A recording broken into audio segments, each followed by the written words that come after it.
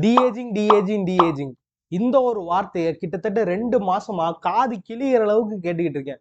விட்டா இந்த வார்த்தையை கேட்டு கேட்டு பைத்தியமே பிடிச்சிரும் போல. இதுக்கெல்லாம் காரணம் யாரு? இந்த ஃபில்மோட ஃபர்ஸ்ட் லுக் வந்ததுல இருந்து இப்ப வர இந்த ஃபில்மோட ஸ்டோரியை காட்டிலும் இதுல அவங்க பண்ணிருக்க டிஏஜிங் ஒர்க்ஸ் தான் அதிகமா பேசப்படுற ஒன்னா இருக்கு. இந்த டிஏஜிங் ஒர்க்ஸ் இன்னைக்கோ நேத்தோ வந்த விஷயம் கிடையாது. இதுக்குன்னு ஒரு ஹிஸ்டரியே இருக்கு. அந்த ஹிஸ்டரியை கவர் பண்ணி ஒரு வீடியோ பண்ணியிருக்கோம். அதை நீங்க பார்க்கணும்னு நினைச்சீங்கன்னா இந்த வீடியோ பார்த்ததுக்கு அப்புறம் அந்த வீடியோ செக் பண்ணி பாருங்க. இந்த வீடியோக்கு ஏன் டிஏஜிங் டைம் டிராவல்னு நான் டைட்டில் வச்சிருக்கேன்னா, இந்த ஒரு டெக்னாலஜி வெறும் ஏஜிங் ஆர் டிஏஜிங் பண்றதுக்கு மட்டும் யூஸ் ஆகுறது கிடையாது. இதை வச்சு நம்மளால உயிரோட இல்லாதவங்களை கூட திருப்பி ஸ்கிரீனுக்கு கொண்டு வர முடியும். நான் என்ன சொல்றேன்னு உங்களுக்கு புரிஞ்சிருக்கும்னு நினைக்கிறேன்.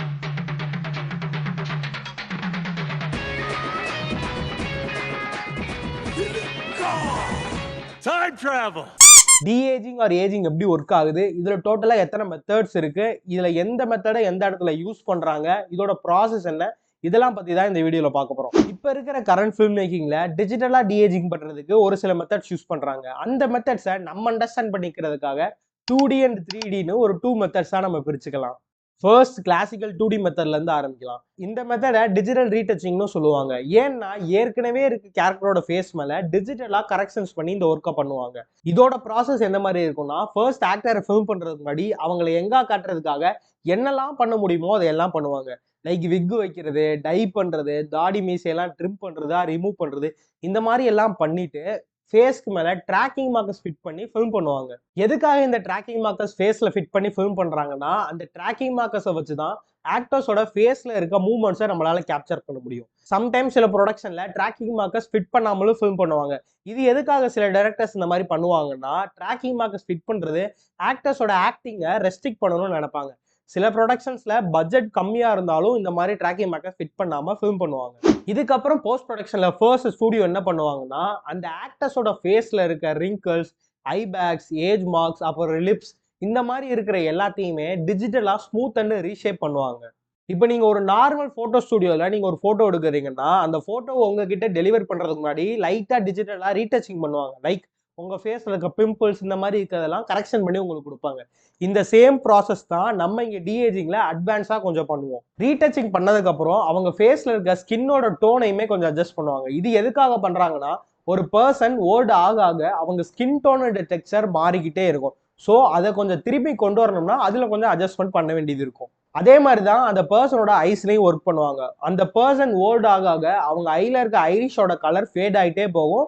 அதை சுற்றி இருக்க ஒயிட் கலருமே டிம் ஆகும். ஸோ இதையுமே ரீஸ்டோர் பண்ணுவாங்க. இதுவரை பண்ண ஒர்க்கை எல்லாம் அந்த ஃபேஸ் கூட ஃபிட் பண்ணுறதுக்காக ட்ராக்கிங் பண்ணுவாங்க. ட்ராக் பண்ணி ஃபிட் பண்ணதுக்கு அப்புறம் அந்த ஃபேஸ் கூட பிளெண்ட் ஆகிறதுக்காக அதை கம்பாசிட்டிங் பண்ணுவாங்க. இதுதான் கிளாசிக்கல் 2D டிஏஜிங்கோட ப்ராசஸ்.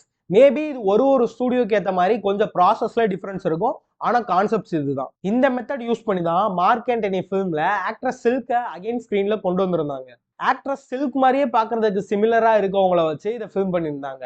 என்னதான் அவங்க பாக்குறதுக்கு சிமிலரா இருந்தாலும் அவங்க ஃபேஸ்க்கும் இவங்க ஃபேஸ்க்கும் கொஞ்சம் டிஃபரன்சஸ் இருந்துச்சு.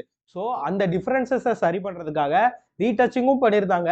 சில இடத்துல டீப் ஃபேக்குமே பண்ணியிருந்தாங்க. அடுத்து 3D ஆர் சிஜி பேஸ்டு டிஏஜிங். இதோட ப்ராசஸ் எப்படி இருக்கும்னா, ஆக்டர்ஸை வச்சு ஃபில்ம் பண்றதுக்கு முன்னாடி அவங்கள ஒரு லைட் ஸ்டேஜில் வச்சு அவங்களோட ஃபேஸை கம்ப்ளீட்டா ஒரு 3D ஸ்கேன் பண்ணுவாங்க.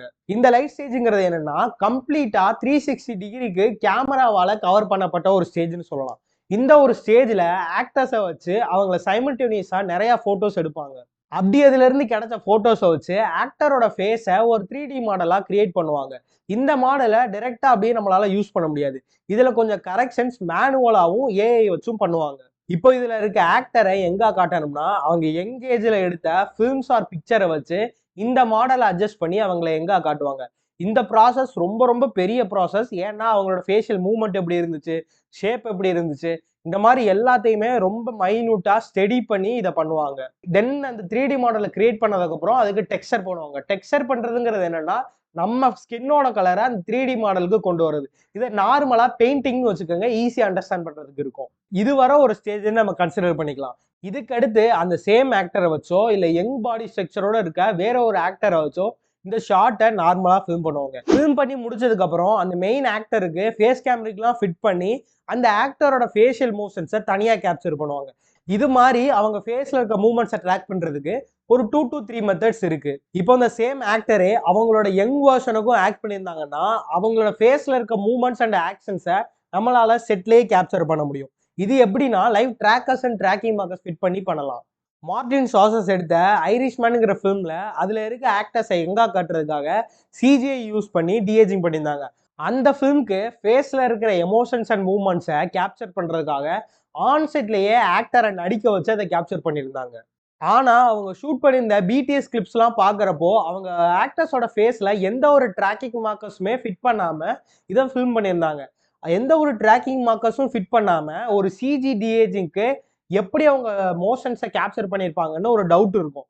அது எப்படி பண்ணியிருந்தாங்கன்னா அவங்க ஃபில்ம் பண்ண கேமரா கூடவே இன்ஃப்ராரெட் கேமராவையும் சேர்த்து ஃபிட் பண்ணி ஃபில்ம் பண்ணியிருந்தாங்க. எதுக்காக இந்த இன்ஃப்ராரெட் கேமரானா நார்மல் கேமரா வச்சு நம்ம ஷூட் பண்றப்போ அவங்க ஃபேஸ்ல இருக்க எமோஷன்ஸும் நம்மளுக்கு கிடைக்கும். ஆனா அந்த எமோஷன் கூட சேர்ந்து அவங்க ஃபேஸ்ல இருக்க ஷேடோஸும் கிடைக்கும். அந்த ஷேடோஸை வச்சு நம்மளால அவங்க ஃபேஸ்ல இருக்கிற எமோஷன்ஸை ட்ராக் பண்ணி எடுக்கிறது கஷ்டமாகவும் இருக்கும். சில டைம்ல அது இம்பாசிபிளாகவும் போய் முடியும். ஸோ இந்த இன்ஃப்ராரெட் கேமராவில் ஷூட் பண்றப்ப என்ன ஆகும்னா அவங்க ஃபேஸ்ல இருக்க லைட்டிங் நியூட்ரல் ஆகும். ஸோ அந்த ஃபேஸ்ல இருக்கிற எல்லா டேட்டாவுமே நம்மளுக்கு கிடைக்கும். அதை வச்சு ஈஸியா நம்மளால ட்ராக் பண்ண முடியும். இதுல இருந்து கிடைச்ச அந்த ஃபேஷியல் மோஷனை அனிமேஷனா கன்வெர்ட் பண்ணுவாங்க. அனிமேஷனா கன்வெர்ட் பண்ணதுக்கு அப்புறம் அதை ட்ராக் பண்ணிட்டு அகைன் கம்பாசிட்டிங் பண்ணுவாங்க. இதுக்கு நடுவில் நிறைய ப்ராசஸ் இருக்கு. இது எல்லாத்தையும் நான் ஒரு செப்பரேட் வீடியோவா சொல்றேன். இதுதான் 3D டிஏஜிங்கோட ப்ராசஸ். இது ஒரு ப்ரொடக்ஷனுக்கு ஏற்ற மாதிரி டிஃபர் ஆகும். ஆனா கான்செப்ட்ஸ் இதுதான். இந்த ஒரு ப்ராசஸ் வெறும் டிஏஜிங்கோட ஸ்டாப் ஆகிறது கிடையாது. இதை வச்சு நம்மளால நிறைய விஷயம் பண்ண முடியும்.